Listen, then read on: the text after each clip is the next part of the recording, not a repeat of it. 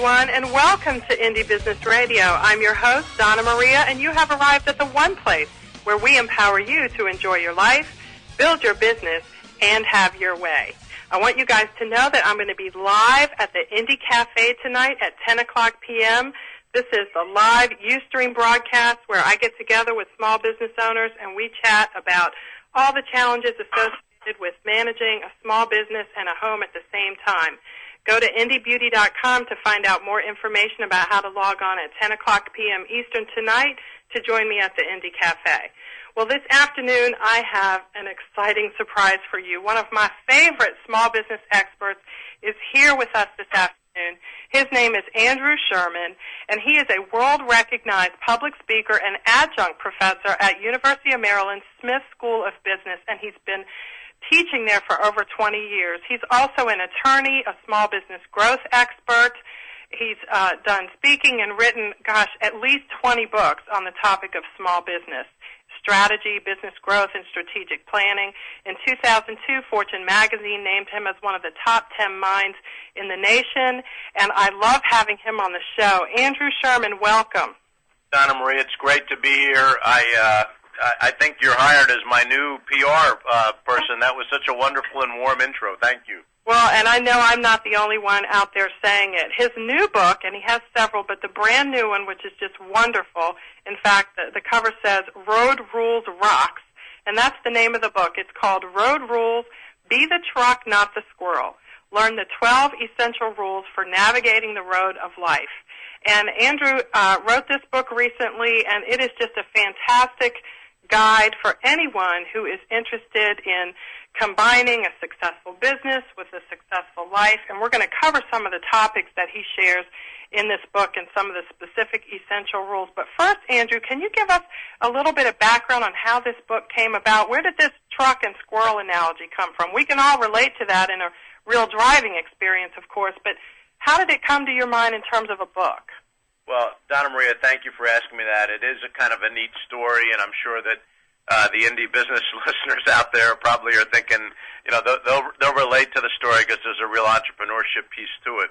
As you mentioned, I had written a lot of books on business growth and development, and just under 20. And at some point you say, I'd like to do something a little different. I'd like to write a book that people would be interested in, whether they're starting their own business or not, or growing a company or not. Something that anybody that I run into might be interested in reading. And I also began seeing, as I'm sure you have, some of the parallels between business growth and development and life growth and development. That, the things that a company needs to do to grow and change are very similar to what people need to do to grow and change. And so I began gathering my thoughts and, pulled a lot of stuff from my own personal journal writings and observations of working with highly successful entrepreneurs. And I ran into a friend of mine who had written a couple of very successful books. I told him about it, and he said, it's good, but you're never going to touch people unless you look at something that everyone does every day. You need to find a key central metaphor. And I've always looked at, driving along the road of life and life lessons that we can take away from our daily commute as being a metaphor that I related to, but I wasn't sure if it would work in terms of getting the book out. And sure enough, I began talking to people, and everybody seemed to relate to the driving message. Everyone does it. Everyone goes through it. Everybody's got the person this morning that cut them off or whatever. And then the next phase was to look at the ecosystem of the highway of life and say, okay, so who are the polar opposite ends of that ecosystem? You got the truck on one end and the squirrel on the other, and I think we all would agree that we want to be more like the truck squirrel. And that's what settled on the book title and the subtitle.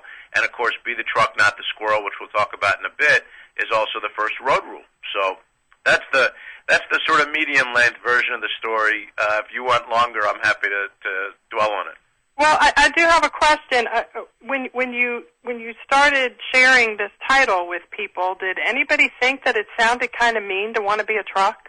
Well, it's a fair question. I am not pro-truck or anti-squirrel. I just want to get that out on your show.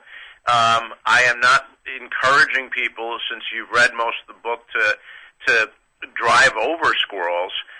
What I'm really trying to get to is that if you think about the pattern of the truck, they get up in the morning, they have a particular destination, they're strong, they're durable, they drive in all weather conditions, they always have a destination in mind, they are the carrier of valuable cargo for the benefit of others. Most trucks, not all, drive safely on the road and are respectful of other drivers. The squirrel, on the other hand, wakes up, scampers about, has no clear game plan or direction, is always scrambling, looking for their next acorn. I know many of us feel that way in this economy, but when you look at the pattern of the truck driver and the pattern of the squirrel, I would much rather live my life like a truck. That doesn't mean, as some people think, and you were kind of implying, that I'm advocating running people over at any cost. That's not my message. Well, and I do know that from looking at the book, but I thought it was important to ask because when I was preparing for the show and doing the promotion, I felt I did put a little sentence in there that said, the truck is focused. It's not about running over the squirrel, but it's about focusing your direction in business so that you can move toward a particular goal. Exactly. That's very well said. And it's funny. The original title of the book was going to be Roadkill, Be the Truck, Not the Squirrel. And Roadkill, a couple of the women in my life, including my wife of 24 years, said, that's a very guy title. And if you want women readers, you better not make it sound like you're out hunting. Yeah. And I know that may seem sexist or whatever, but I thought Road Rules was a bit of a softer title for the book, and I certainly didn't want to alienate any of my readers, not when the key messages of the book are so inconsistent with with that type of behavior. Right. So let me ask you this. Now, we're in a rapidly changing economy, and one of the things that we all know is happening is that very, very, very small businesses, I call them indie businesses, are starting at a much more rapid clip than they ever have in the past. Part of that's because of the economy, but part of it is also because technology allows people to start businesses. What sorts of trends and things did you uncover as you prepared this book where very, very small businesses are concerned, and maybe people who really never thought about being in business before, but now they either have to or they feel like there are opportunities for them to pursue that they might not have been able to do 10 years ago?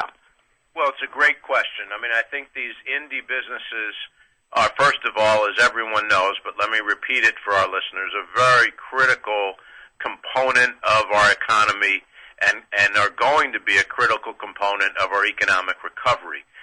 When all these thousands and hundreds of thousands of people are losing jobs every week, their ability to land on their feet, their ability to start businesses, take control of their destiny, reach out to resources like you and your weekly show, it's hypercritical. If you listen carefully to President Obama's inaugural speech and subsequent speeches that he's made, he recognizes that it's going to be the indie business owner that helps put our economy back on its feet. But having said that, as you said, the indie business owner is facing some challenges that they haven't faced before. It's tougher to make sales, so no matter what product or service you're selling, it's tougher to get access to financing. But it may be easier to hire people.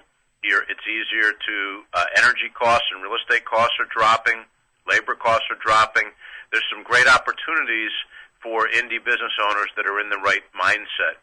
And I do think that this larger trend of people wanting to take greater control over their own destiny, you're well aware of with all the work you've done in this area, is one that's going to continue and just get stronger over the next few years.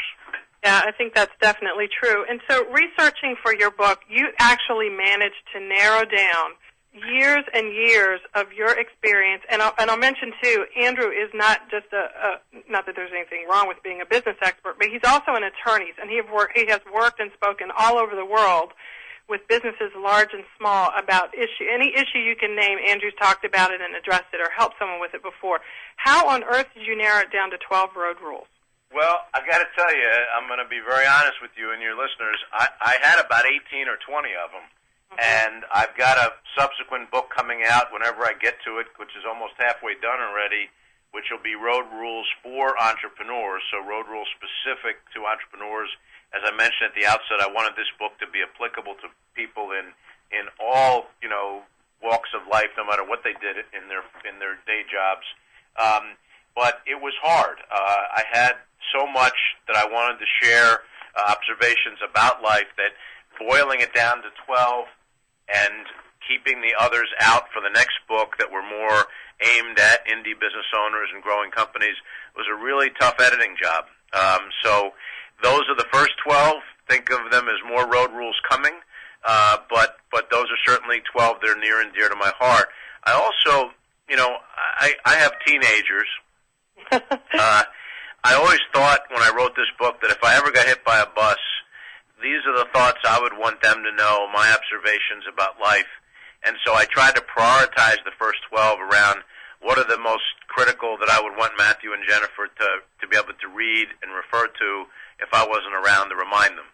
And so the next 12 may be very important for business owners, but not as important for Matt and Jen. That's great. That reminds me of the last lecture, Randy Pausch's book. Yeah, exactly. The idea of leaving what you would want your kids to know no matter what. Very, very powerful stuff. And today, of course, there's a lot more to business than there ever has been. And, of course, you know as a teacher at the University of Maryland that a lot of universities now are starting programs specifically geared, not just business schools, but really, nuts and bolts kind of how to get out there and make a living when you can't get a job kind of classes. Well, it's true. And also the students coming out of school realize that there is more to life than just business, and that there is this whole life-work balance thing and some of the other concepts that are talked about in the book, and they really want to live a more holistic, more fulfilled life. And there's definitely some messages in the book reminding not only the readers about balance in their life, but reminding the author. I get asked on some radio shows, do I live these rules myself? And my honest answer is, I try. I can't tell you that I live every rule every day. I try my best to live by the words of the book. But sometimes an author, when they're honest with you and they're writing a book about life, they're writing as much for themselves as they are for their readers.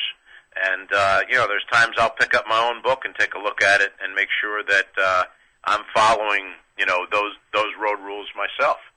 Yeah. Well, let's talk about squirrels first. I want to read from page 26 on your book just a couple of sentences here. It says, squirrels are generally happy to eat acorns and mind their own business until one day they're in the wrong place at the wrong time. Wham! They never knew what hit them. They're overpowered or blindsided by a force much greater than they are, and their fate is sealed. I want to ask you about that statement in the context of these tiny businesses, and I'm one of them. I started my business without really even knowing that I was in business. I woke up one day and went, I have a business because I've been behaving in a particular way for a while. And then I had to scramble and go back and redo some things so I could have a focus. Can you offer some advice for people who, again, people have hobbies, they have some passions, they may have started, maybe sell stuff at a craft show during the holiday season, and all of a sudden they're like, wow, there's a business here, and they kind of have to go back and say, okay, now what do I do to turn my actions into something that can be formalized? So that the idea of being in business doesn't hit you upside the head in that wham sort of way that you described. Yeah, there's a number of road rules that are applicable here. I mean, one of them I think very, very relevant is about, following your navigational system. And, of course, the parallel here is between starting a business and having a business plan versus, having a life plan. And while many indie business owners and entrepreneurs know that they need to have a business plan, they're often developing either no life plan that's supposed to sit in parallel to it, or where their life plan or life situation is very inconsistent with it. If I said to you, I'm going to leave my high-paying job and start a company, and I have triplets, and they're all seniors in high school, you might look at me a little bit and say, whoa, time out. Is this a really great time for you to be taking those risks? Right. When you've got 3 college tuitions coming next year. If, on the other hand, I said, I'm living on top of a garage, I'm single, I don't have a big overhead, I want to start a company, or my health is, affected. I mean, there are life and situational events that affect your ability to to start a company successfully, and there ought to be some parallels between your life plans and your business plans. Right. And so is it fair for anybody starting out to sort of really assess what they want in their life before they fit the business into it? Does that make some sense? Yeah, and to set goals that are realistic. I mean, I was just sitting with an indie business owner an hour ago in my office, literally 5 feet away from where I'm sitting now, and we were talking realistically about what would the angel investors for his company reasonably agree to as to his salary. And we came up with a number that's probably 60% or less of what he was making when he worked for a big publicly held company. And so he's got to be realistic in the fact that he's not going to get the salary that he would have gotten approved from the angel investors if he had stuck with his day job. And he's got to make changes to his life accordingly. And he's selling his house, and he's moving into an apartment and taking other steps to make sure that his life plans are consistent with the realities of his business plan.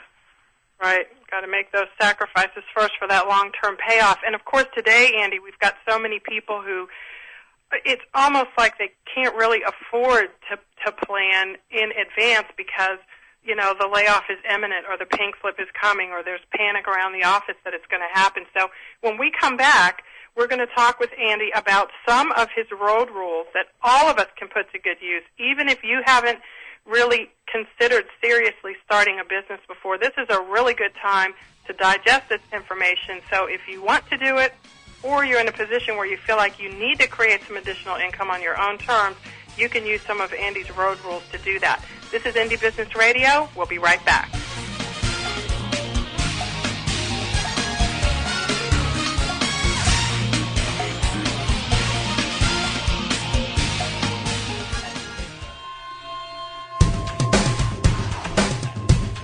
Why is everyone listening to GlobalTalkRadio.com?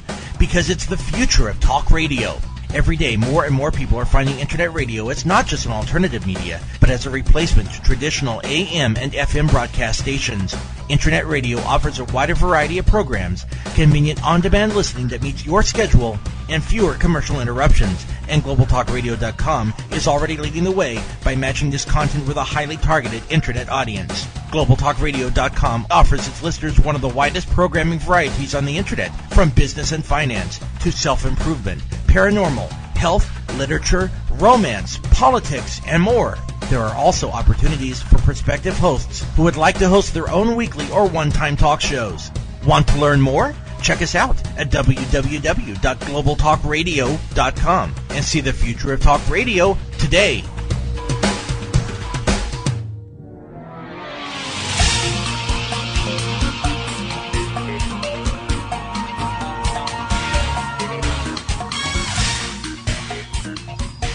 Welcome back to Indie Business Radio. We're here this afternoon with Andrew Sherman, small business growth expert and the author of numerous books on small business, the most recent of which is called Road Rules.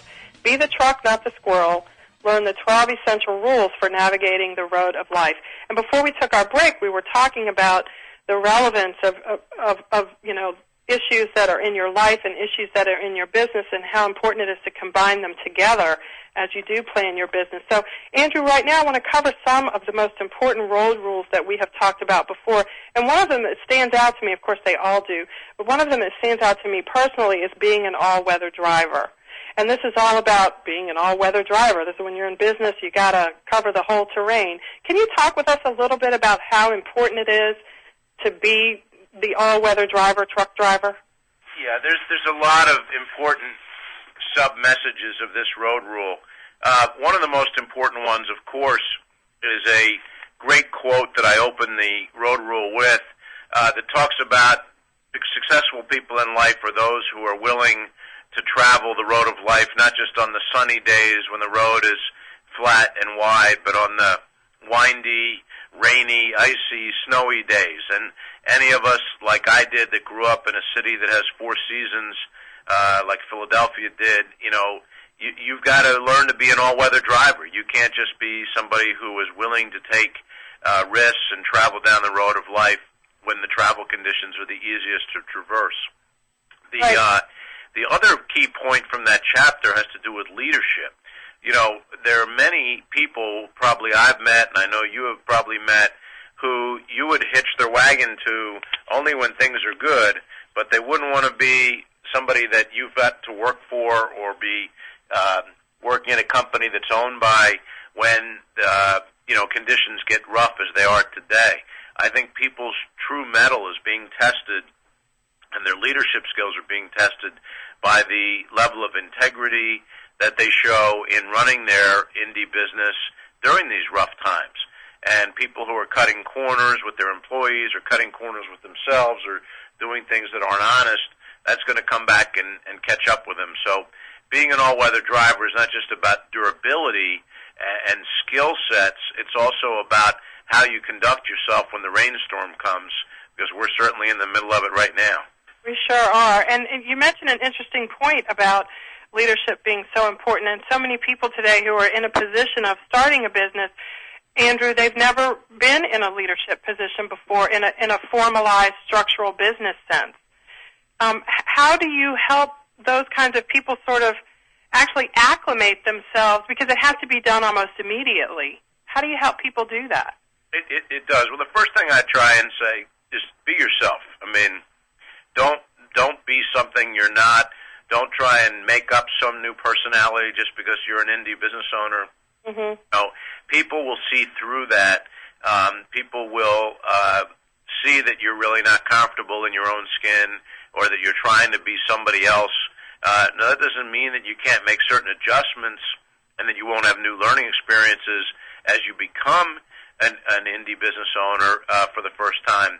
But I think, we all know when somebody's in the room that's uncomfortable taking the positions that they're taking, either being too hard, too soft, too nice. To just be yourself. Let the business be a reflection of your let the culture of the business be a reflection of your personality, of your beliefs. And if people aren't comfortable with those, then maybe they should find someplace else to work, or customers should find somebody else to patronize. But you're going to do a lot better in this economy by being authentic. How important is it to pace yourself if you're going to be an all-weather driver? It's very important. What do you mean by that exactly? Is that, because you've got the interesting overlap here in your book between the life and the business. Do you have to do both? You do, but one of the key points in the book about life being a marathon, not a sprint. Mm-hmm. And while we will have some sprints within the marathon, it's important that we recognize that it is a marathon, not a sprint, that you're going to have some bad days, some bad weeks, even some bad months and years. But you have to look at it over, the 40 or 50 years that you're going to be in the workforce and pace yourself, not try and get things done too fast or faster than your company has the resources to sustain. At the same time, pace and momentum are critical. You can't get very far if you're only traveling on the bright and sunny days or only traveling at, a super slow pace. Right. You're just as dangerous to others as the person traveling on the highway too slowly as you are the person on the highway traveling too quickly. And as you're putting all these things together, Andrew, you mentioned in our last segment that you have children. A lot of indie business owners have chosen this lifestyle for many reasons, one of which is so that we can be with their children, particularly while they're young. How do you find, what are some of your tips? You've done this already. You've been there and done that because your kids are a little bit older, right? How do you find this balance that allows you to give the kind of attention that's needed to the business while at the same time being available to your family?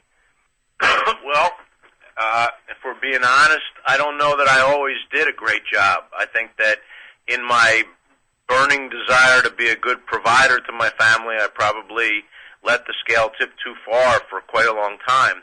And probably not until the kids were maybe 12 and 10 that I feel like, A, I had accomplished enough that I could slow down just a bit and have a bit more balanced life. But B, that, the kids were at a point where, they were going to be gone soon. My son's already a freshman in college, and I talk to him on the phone once a week for 5 minutes, like probably every other parent whose kids are freshmen in college, and that's it. That's the extent of our interaction. And so at some point the light bulb goes off that says, if you want to have any influence over your kids and provide any insights as to how they're going to live their lives, you need to kind of get to it before it's too late and they're gone. Well, and then no matter how successful you were in your career or in your indie business, they're probably going to resent the time that you didn't get to spend with them. Well, and maybe worse, they'll follow the same patterns with their children. Well, it's really a challenge, though, and thank you so much for your honesty. And I have to admit, I know we have a lot of women in the chat room, many who are moms, and, the idea of being home with the kids and also working from home, and this is what I do. It's very appealing and it sounds great, but, there are many times when I'm in my office and my children are home, and sometimes that's kind of even worse because then they look at me and they're like, she's working. But, as an indie business owner, Andrew, that's just going to have to be part of it. If you own your own business or you're trying to grow a practice or whatever it is that you may be doing, because in fact today, if you have a business, you want it to be profitable. In order for that to happen, you really do have to be available to that as well. It's like another child. Yeah, it is. But, I hope what I'm about to say doesn't come across wrong, but I think it is a little different for women. Your kids seeing you work hard and trying to balance all the things that you do in your life and be a great mom, you're sending a very positive message to them that they can have it all and they can do it all. And yes, there will be some sacrifice, but the ability to balance all those things together can be done, and you're a living testament of it. I think for men, you do tend to, depending on your upbringing, want to be a good earner, want to be a good provider. You let yourself be defined by that and that alone. And so how good is it really if you ended up being a good provider but sort of got a D- on all the other grades on your report card? I think that the message you're probably sending to your kids as an indie business owner, working mom, balancing it all, is a very positive one for the most part. I'm sure there are some bad days mixed in there or, ball games that you didn't get to attend and they're disappointed. But for the most part, I think that's a very positive message that, today's indie business women owners are sending to their children, particularly their daughters. Well, you totally made my entire week by saying that. But I get a lot of, as I'm navigating on my road and trying to be the truck more than the squirrel, I do get a lot of, because my kids are only 5 and 7, and they do ask me, why is it that you're working so much? Because they don't understand. They come in here and they see me in this office, and they really don't understand it yet, and I appreciate what you're saying. But, as a woman, and we have mostly women in the chat room here who are actually, Andrew, right now chiming in. Yes, I agree with what he's saying.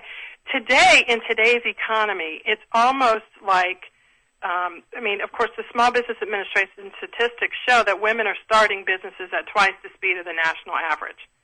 And so that means that there are more people dealing with this issue. And, trying to navigate and be the truck, I guess, for your kids as well as for your customers, it really is quite a challenge. Yeah, and look, I don't, like I said, I'm not trying to offend anybody, or if there's a dad who's a stay-home dad who's running a business. None of the statements I make are out of judgment. They're all statements from the heart. I just greatly admire women who are able to figure out how to do it all. It's not easy, and it sometimes is a little easier on the man to go out and do it because of the sort of traditional expectations that we have. But the positive message of working hard and trying to make things work and creating balance, I think kids begin to absorb it. It may be a little soon at your kids' ages, but they get it. I've had talks with my daughter and said, I know I wasn't always around every moment that I would like to have been, but do you understand why? Do you understand what I was trying to accomplish? Do you understand how your upbringing is so different than my upbringing was? Yeah. Or my dad was out of work and stuff. And so I think that, there'll be tantrums at, 5 and 6 years old, but I think they'll get it. The light bulb will go off as the kids get older. Yeah. I don't want to be unfair myself either to men that I know who are starting businesses and being at home. I think parents in general are working on figuring out ways to do this for themselves and their families. So here's the other thing. I'm sorry, but the other thing that just occurred to me is involve the kids. Give them little projects. Right. Teach them some little business lesson and get them involved, or say, hey, kids, can you come up with some artwork to help promote my new website? And if you engage them in the process, but at a level that they can understand, it's amazing the results that you'll get. I brought my son when he was about 9 years old to one of my lectures at University of Maryland because I wanted him to see me teaching and what it was like. He was in the back drawing this picture the whole time, and he had a little caption at the bottom. Now, this is a 9-year-old kid, and it said, "Businesses need money to grow." Oh, and I thought, okay, he just summarized a 2.5-hour lecture in one sentence. It was a little more complicated than that, but great job. At least he's engaged, and he knows what I'm doing on Monday nights now when I'm not home. So I would engage the kids relatively early on. They'll surprise you sometimes with how much they're really absorbing, and that will help them get past any tantrums that they would otherwise be having because you're not around. Yeah, well, thank you so much for that. I know we've gone a little bit afield of what the questions I planned to ask you, but I appreciate that. It just, while you were talking, it occurred to me that we had this man with this very fantastic career who's also a family person, so we really want to thank you for letting us pick your brain a little bit about that. We're going to take our final break. We're going to come back and talk with Andrew a little bit more and delve into how accidents can happen even to the best drivers and what to do when that happens to you. This is Indie Business Radio. We'll be right back.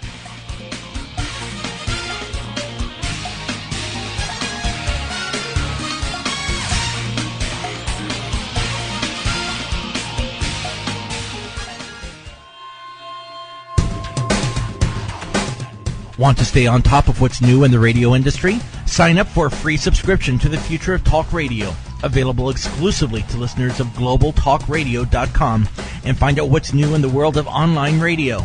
Listeners can find out about new shows and special guests. People with something special to offer can find out how to become a guest and how to prepare for an interview. And prospective hosts will find a valuable resource for everything from planning their new program to selecting topics and guests, recouping expenses by selling advertising, and more. Sign up today for your free subscription to the Future of Talk Radio by visiting www.globaltalkradio.com and learn about the future of talk radio today.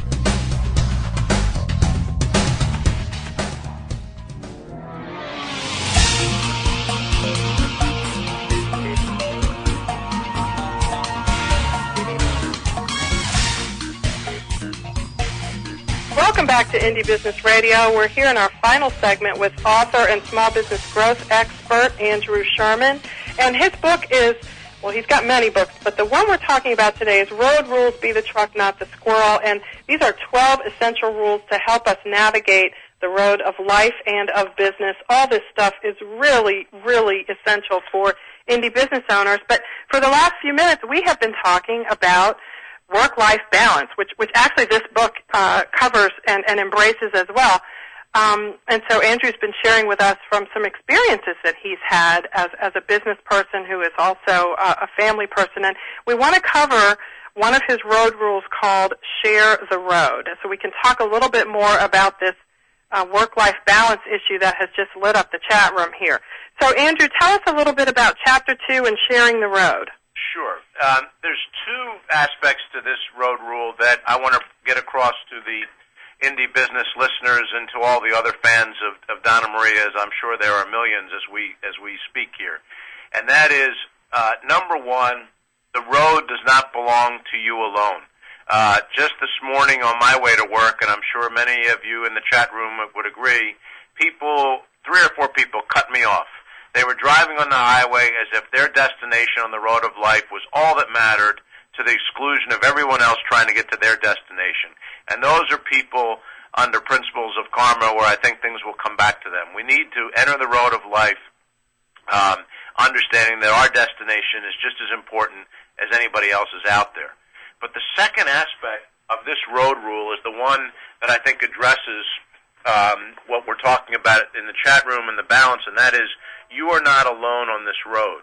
The second aspect of the share the road is understanding that there's no road that you are traveling that hasn't been traveled by somebody else. And we are connected in ways we could have never imagined. I mean, if you had told me 15 years ago that I will be connected to the entire world in a device the size of a credit card that I can hold in my hand and carry with me at all times, and not only will I be connected to the entire world with that device, but I can also take pictures and shoot videos and make phone calls, I would have thought you were, crazy. So now we have these portable devices that fit in our shirt pockets that connect us to the entire world and every resource available. The same thing with social networks. I linked with my son on Facebook. He's got like 892 friends. He's 19.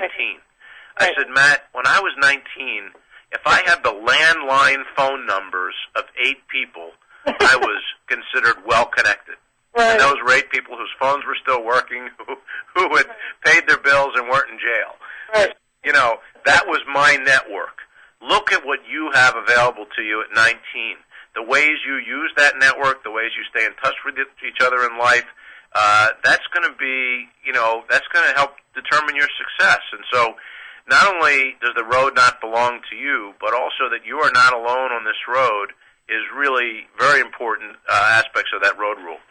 Well, I'm so glad you mentioned that share the road is not just a directive to us, but also a reminder that that's the world we live in today. Someone in the chat room just said that's the best part of being an indie business owner. I had no idea that other people felt the same way I did. Well, there's one other thing that I would remind that person in the chat room and probably all of the people, and that is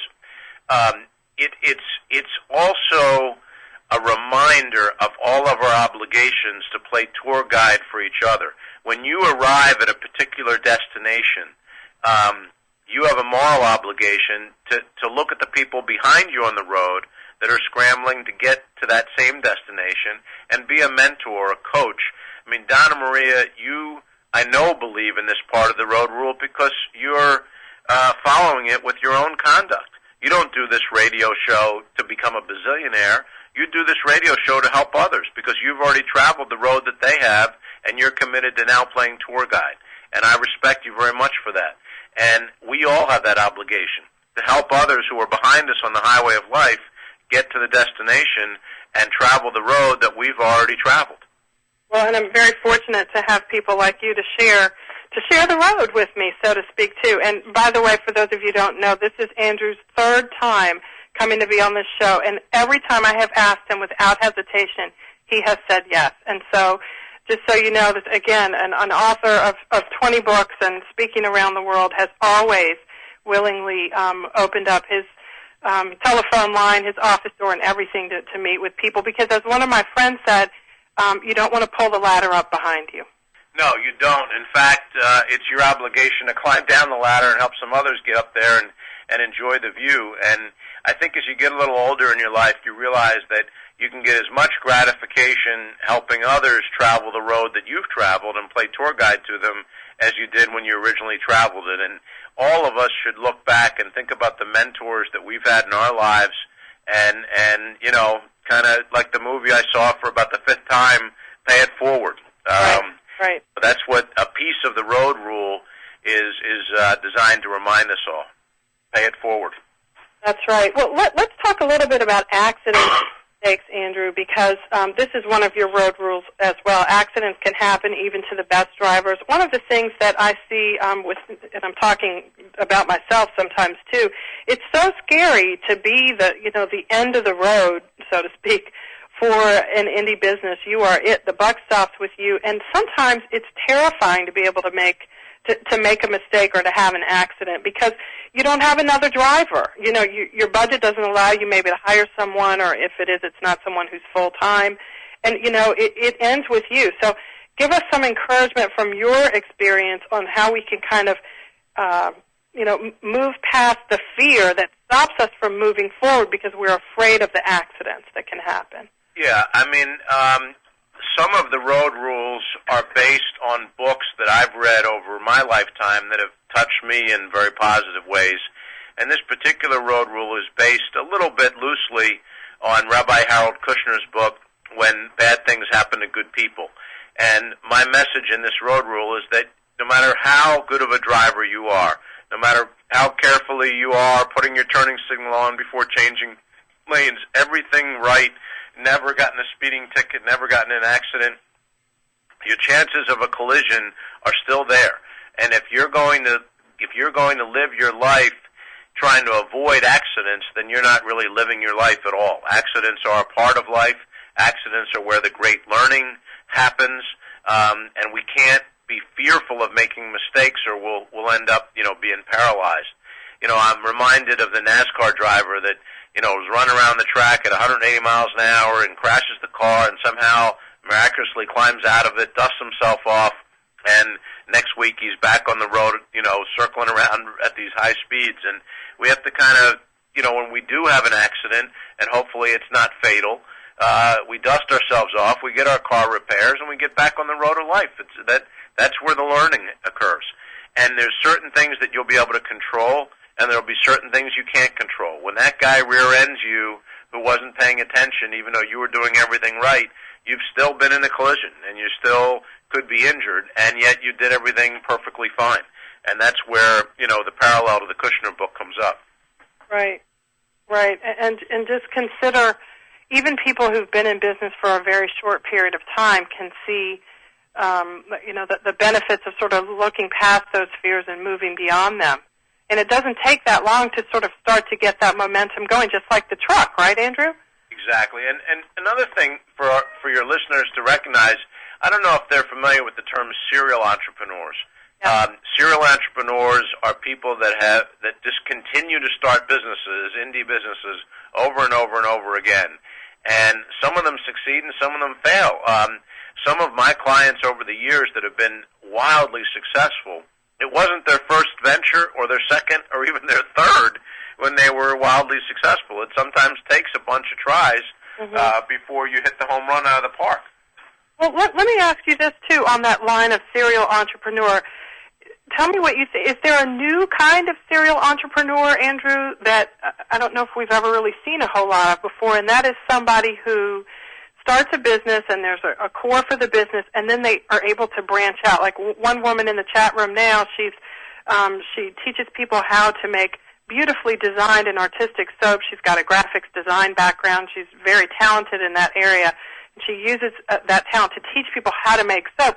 She's just started a magazine. So that's not a new business, but it's kind of an offshoot. Yeah, that would be, that's, that type of vertical integration or expansion of the product or service line, it still feels like a new business, but it's certainly a type of serial entrepreneurship where, you're creating new products, new services. I also like that she's following the share the road philosophy, which is at some point she's good enough at her craft that she's decided to turn her business model towards the act of helping others. And that doesn't have to be a philanthropic activity. You can make a lot of money helping others, and I'm totally good with that. I encourage people to help others and figure out ways to make money along the way, but the helping others has to be the first part. I come to work every day not to line my own pockets. I come to work every day because I know that if I live my day properly, I'm going to be helping people along the way and doing pretty good for myself too. Right, because, that's in reality, too. We have to eat, so. Yeah, and some of us have to eat a little less, like me right now. Right, I feel that as well, and we will definitely not go down that road. Okay. Save that for another show. Yeah, but, I love that you're saying that, because, Andrew, what I see a lot and what I know a lot of indie business owners in the chat room can see, and if you work with very, very small startups, you see this, too. There is a level of, I'm going to use the word guilt because I can't think of another one for starting a business, not being a business person and not having any formal business experience, feeling like, oh my goodness, I want to be helpful. I don't want to charge too much, and all that goes into starting a business. But do you see that sometimes in people? I do, and I think that some of it comes from inexperience in building a business model and pricing. Some of it comes from a lack of self-confidence. You know, if you're underpricing your products and services or underpricing your time, you know, you're not doing anybody any good. You're going to be stressed out when you're trying to service clients. Clients are underpaying you and therefore devaluing you or the products that you make. I mean, yes, when you're first starting out, you may not be able to charge the same as some of your larger competitors, but I would urge you to catch up relatively quickly and don't stay in that, you know, cheapest solution mode, because that really doesn't get you anywhere unless you're, you know, really trying to be that over the long term. Good, and I'm so glad you mentioned that, and I think that sort of goes really along with, you know, some of the road rules in your truck and your road rules in your book, specifically the one that really just talks about having a destination, because you have to know at some point how much money you want to make with your business. That's one of the things a truck would know. It's not just scampering around getting whatever nuts you can. It's these are the nuts I want, and this is how these are the kinds of nuts I want, and this is how many I want. Yeah, and even that level of planning is more than the average squirrel's doing, scampering around. So you're already acting more like the truck in your pursuit of the acorn. And again, that, you know, it's not that I don't find squirrels cute as they run around and eat acorns. It's just that scampering about, not knowing where your next nut is coming from, and having no game plan and running up around trees with no apparent purpose is just not the way I want anybody to be living their life right now. Well, and in the context of indie business owners, it kind of boils down to whether it's going to be a hobby or whether it's going to be a business. There's obviously nothing wrong with a hobby, and I have a couple of them, and I waste a ton of money on yarns and things to knit and sweaters that are not finished. That's my squirrel. But I'm not doing that in what I consider to be the business part, the one that, you know, puts the bread on the table and, you know, plans for the college and all that stuff.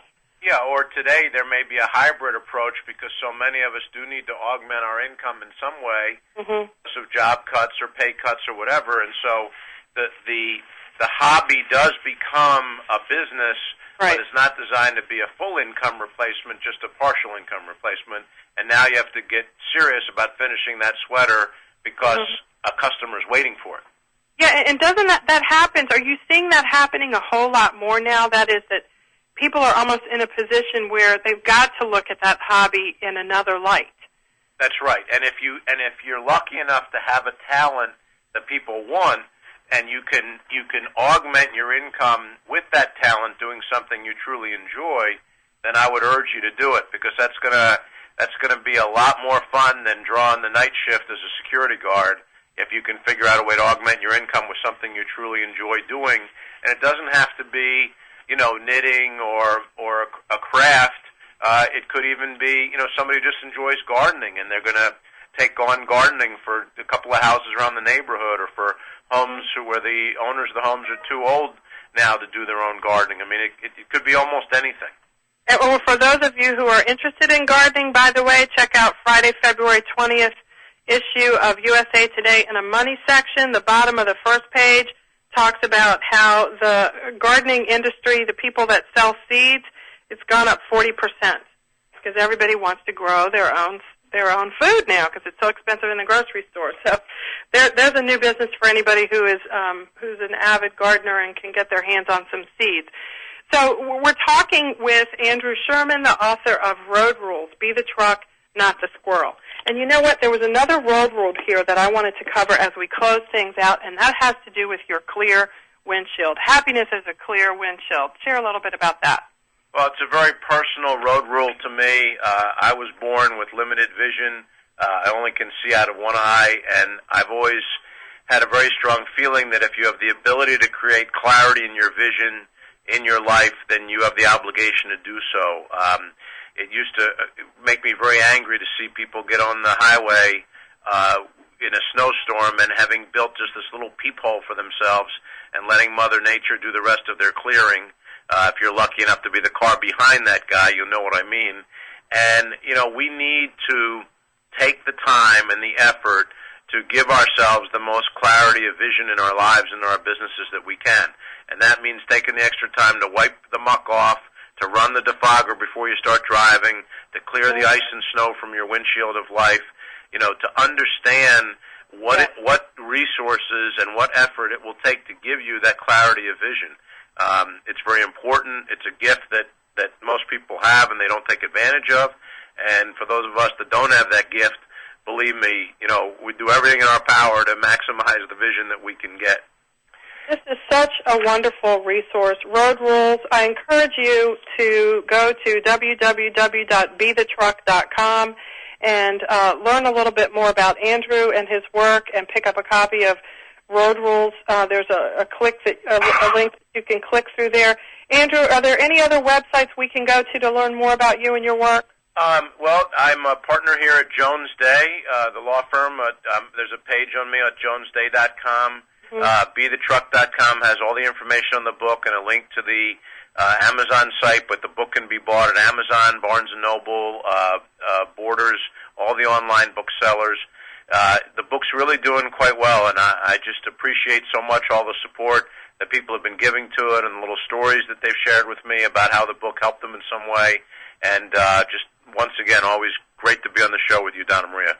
Well, thank you so much for coming, everyone. Andrew is a true teacher, and he takes great delight in sharing this information. I think in this time we've had together, we can all see that it comes from his heart. Go to www.bethetruck.com and get your own copy of this fantastic book. Andrew, thank you so much for joining. Everybody in the chat room and listening, we had a full house today. Thank you so much for joining. I'll see you next week on Indie Business Radio. In the meantime, enjoy your life, build your business, and have your way.